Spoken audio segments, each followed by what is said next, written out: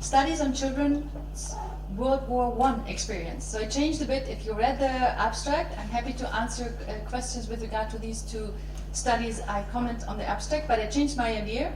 I moved a bit forward and backward, and I decided to select some studies on the First World War and the effect the war had on the children.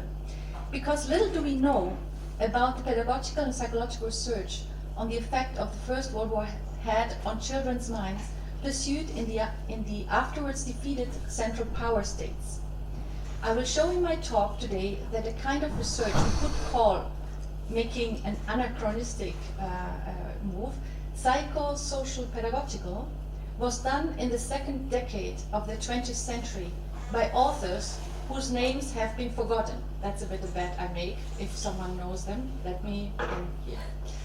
It was a time characterized by a notable enthusiasm about the war and about new projects within child psychology, educational reform, pedology, and mental testing. And as I don't have time to present the context of my case studies I present, this is all the clues you get for making up for the context with your own knowledge, I hope. This is possible. So my research tries to enter into a dialogue with history of psychology, history of education, and childhood studies. And this is in line with a recently founded expertise center we have in Groningen. So if you want to visit it, come to Groningen. Childhood studies have passed from an optimistic focus on children's agency to a more skeptical view, acknowledging children's vulnerability and lack of power. Here I refer to Harvard 2018. In this vein, since the 1980s, historians have tried to find the voices of the children, a search that is difficult because of the scarcity of documentary evidence. And here I refer to recent publications by Michel Hoffman in 2022. Given the situation, and taking into account the problematic nature of concepts such as childhood and agency, I want to explore some historical material to see if I can help and gain an answer or an idea about these questions. So the first two questions are a bit about what was it, what were the children experiencing? And the second question is more about the researchers. How did they make sense out of these expressions of the children? Although the reports are rich in information and transcriptions, we need, of course, to be cautious because they are tainted by the researchers' theories about children, as well as the unbalanced social power relation. But there is no way to assess the children's expressions objectively, neither by myself. I'm a mother, I'm a pacifist, a historian with a German background, and with an interest of a study interest in rather unknown historic figures, be these anonymous children, be these women, or forgotten scholars. So the task I put myself, I think, is quite difficult. I have a lot of material. I try to walk you now through some of the highlights, some of my, I think, most exciting kind of material. And these materials are this research, so it's supposed to be objective. It was circulating as objective results, and not as normative as the educational materials would be. My first case is this one, a study by Kamel, published in 1916. The pedagogue Willibald Kamel, an Austrian, informs about the project of establishing a psychography of a Vienna school class, a project that he had started shortly before the war. Then the war broke out, and he continued. So he noticed that the children, when he was asking them about what is your dream job, what kind of job, of course it's about boys, right? Really no need to say that. 9 or 10 years. So he was asking the boys, what is the job you want to do when you are an adult? And what he saw is that once the war broke out, half of the kids were staying with their previous choice, and the other half would change their mind. Nevertheless, when he asked why do you want to become an officer? Let's take the first case. Well, the kid said, well, I like to ride on a horse. And the other one with a marina, when he asked, oh, you want to become a marina? Yes, because at home we don't have enough space that I can really play with ships. So sometimes the reasons were not related directly with a kind of moral consciousness of fighting for the fatherland, and only in these three cases the kid refers to something that I think I should do something for the fatherland. So the researcher was quite disappointed because we had hoped that this young generation would be much more conscious about their obligations and their contribution. I moved to the next, and now we are situated in Hungary. Anton Schütz was undertaking that I published on this technique of the word association test, right, where you shout out a word and you ask the person to react with the first word that comes to her mind. This was a very common practice, and I argue it was a first psychological test. And Anton Schütz was using this test to assess Hungarian youth, and the idea was not so much interest in what the idea constellation of these Hungarians, but basically compare them with the previous results obtained in Germany. And what he found is that among the results there were also some new reactions, which of course the Germans who were asked before the outbreak of the war were not so common among them. So for example, when they now were hearing these young teenagers in Hungary go, they would continue the sentence by saying go to war, right? So so in this case it was not the aim of the researcher to look for the effect of war, but it was something that disturbed him, that interrupted actually his project. And there are interesting little details you find in the transcription of these answers, because there is this guy mentioned, don't know how to pronounce this, Prasha. So I found out that this was actually quite an anti-Semitic priest, right, who had a very popular book, which is not that one. More than priest, bishop. A bishop. And he was in the forbidden reading list of the Pope. Okay. Very interesting. He was a bishop, and at the same time, some of his writings were forbidden. Yeah.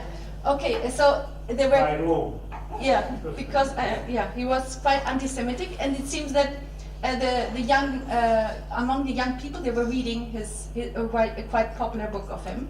So we can find even traces of what these kids were reading, what were their state of mind, and of course for Schütz it was disturbing. So what he did in the conclusions is try to not give importance to these differences and say, despite some differences in the reactions, and some were also due to the difference of language and so on, he says, if we shout stimulus words to Hungarian test subjects in their language, one gets almost the same preference phenomena as Mabe and other German scholars would find in Germany. And given the political context of the First World War, it was of course very convenient to point to to show a similar mindset among the Germans and Hungarians fighting side by side. And we will stay in Hungary and move to Laszlo Nagy's big Laszlo Nagy, okay, Nagy, who is very well known by our Hungarian colleagues, and Zsuzsa Vajda has a publication where he talks about pedology, the history of pedology, and mentioned the Nemeth Pukanski, 2020. I read these papers and I'm based on that knowledge, of course. So he published in 1917 a very interesting and huge project. Collecting, together with his team, he collected 1,661 answers of students from different schools, of school kids from 8 to 18 years, giving them 8 questions each. I will here only mention the first to be short, which is he asked the kids, why did the war start? And he got a lot of answers. He grouped into three categories: subjective answers, objective answers, and abstract answers. So just an example, a typical subjective answer he would classify as subjective would be that a kid says, well, someone ordered the war, right? Or God wanted, or the kings were in a quarrel. A very elaborate answer of this kind was the following, where a kid was saying, the Serbs wanted to put a bomb on the popular theater in Budapest, and one soldier realized this and brought the Serbs to the police, and that is why we have war. Then we have some more objective, where they're like more informing, giving information. The Russians want to take away Bosnia. Oh, already, okay. 5. Okay, and finally the abstract one, there was clearly envy, hatred, and greed. So it's very abstract, very general, and we can see here the different narrative of the kids. And Nogi was interested in the development. So it was not only about classifying the answers, but also to see how with age a certain type of answer would become more common among the kids and or less. You can see how the subjective would be only a few at the beginning, but then when they get older, the objective, and finally the abstract.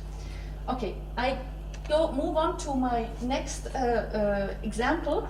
It's a book published by Schulze, a pedagogue in Germany, Our Kids and the War. And this is a bit of a different project. So what Schulze here wants to do is, the German population was in a very specific mental state when the war broke out. So he wants to fix this emotional state for the future generations. And what he did is to take a group of girls. He took some drawings like this one. I see that it's not very clear to be seen, but what we can see here is a train stop where soldiers are in the train, just stopping by in a village or a town, and the population, the citizens, come bringing food and drinks to them, and very enthusiastically, right? And the girls were watching this picture, and were secretly being photographed by Schulze. So what he wanted, so the girl's facial expression is supposed to not only reflect but reenact the emotional state of the citizens in the picture. So it was not the reaction to the picture per se, it was the empathetic reenacting of the emotions that were here in the population during the breakout of the war, and supporting the soldier, which is symbolic for supporting the war, right? And the argument of Schulze is, of course, that it's unique to the German population at that time, that it was unifying the social solidarity among the citizens. There was no tension between social classes anymore. It was the whole population being backing up the fight, the war, and a lot of confidence and happiness and heroic sacrifice, right? So this would be a bit what he wants to capture with this research. I have a last one, but I will skip this nearly over. It's about, very quickly, it's about asking young people just to give a definition to certain terms, and then the researcher in Germany found that the meaning of terms were even changing through the experience of the World War. But I pass this a bit quickly because I want to arrive at my conclusions. My conclusions. Okay. To study the child's opinions, reasoning, development, and feelings, researchers, and here I include pedologists, educators, teachers, psychologists, used a great variety of methods to observe children and teenagers. And here I expose a bit more than I had time to present here. But what I'm interested is, although I have, as you can see, primary sources also related to the Anglo-Saxon world, I have also the piece about Spain. But basically what I'm going to do is to group everything that is related to the Central Powers, because these are actually researches and results that are not known at all, and they have, I think, something in common that I want to analyze further. Exploring the archive, I was able to gather amazingly rich material in which we can find imprints of children's acts, responses, attitudes and emotions, sometimes only indirectly, but other times directly transcribed or recorded. In most cases, these reactions took place within a setting, guided by questions, under the gaze of the adult who collected, selected, interpreted and judged the responses. So I have several layers here. I want to go and see what the children themselves, what can we still filter out from the spontaneity or from the expressions of the children themselves. I'm totally aware that this is going through the adult, the researcher who is looking at the kid, right? And then of course also myself. So myself, I see children and teenagers trapped within a crazy, irrational world. That's of course my perspective, because I think that these people were crazy celebrating the war as they were doing it, right? Justifying precisely the existence of the kids. So the war was justified because it was for the kids, for their future, right? So they were using the kids for justifying the war, and children as human beings and as conceptual category was a powerful tool mobilized in many ways in times of war and also in other times, of course, as we have heard from the first talk. So despite the shortcomings of my sources and the historiographical problems, one gets the impression that at least a small fraction of the rich imagery, feelings and reasoning of these children is transmitted. And contrary to the teacher in the classroom who wanted to lead the children to think in a certain way about the war, to infuse basically patriotism, most of these researchers were hoping to set up a situation in which the children could freely express themselves. Whether they fully succeeded is doubtful, but the results were circulating as objective data, and in the reports the registering of the children's opinions and reactions pursued a political aim, basically to show that the children were supporting the heroic task of the soldiers. So, but the interesting is also that Kamal, sometimes the contrary happened, like in the case of Kamal. He had hoped that the children would adjust their professional aspirations to the circumstances and was disappointed with the results. So there was some resistance. Children would not always behave as was expected. And I stop here because the time is over. Thank you.